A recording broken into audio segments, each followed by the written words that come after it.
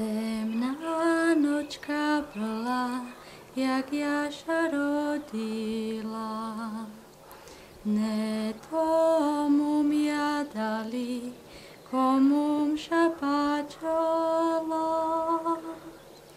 Oj, srdenko moje, nedumaj na dvoje, len dumaj na jedno, si budeme v jednom.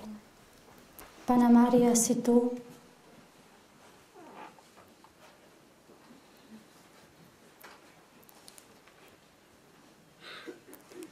Panna Mária, si skutočne tu?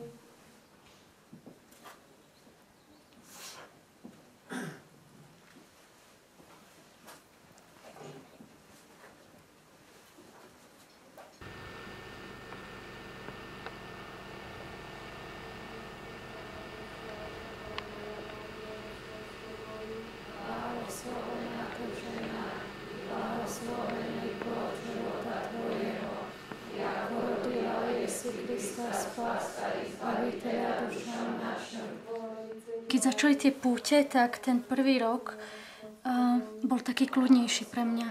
Potom neskôr, keď s pribúdajúcim počtom ľudí, to bolo vždy ťažšie v tom zmysle, že ten tlak rástol a ľudia veľakrát veľmi hlasite proste tie svoje očakávania aj hovorili, alebo sklamanie z toho, aké sme, ako sa tvárime, ako sa obliekame. No a ja v tom období som mala dosť veľa čo robiť, že som bola v puberte. Som mala dosť veľa čo robiť s tým svojím stavom, s tým vývojom, akom som bola. Nehovoriac ešte, keď sa pridalo toto k tomu. A ja som mala potom také divné stavy, také úzkosti z toho, že som sa v tom strácala, že som mala pocit niekedy, že predo mnou niekde meter kráča nejaká vizionárka a že ďaleko, ďaleko za ňou proste kráča niekto, kto sa v tom celom akoby stratila. Že tie tlaky, ktoré tu vznikali, boli akoby také mimo mňa. Rozpiatałeś rano pri podnímským Piláti, i stradaša, i pohrebená,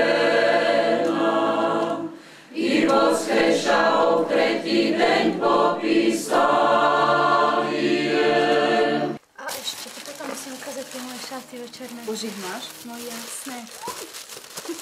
A to až potom sa musím prezliecť. Oblečeš sa do nich? No jasné. Dobre, že som nezobrala foťák. Dobre. A ešte teraz vás pozývam na kávu.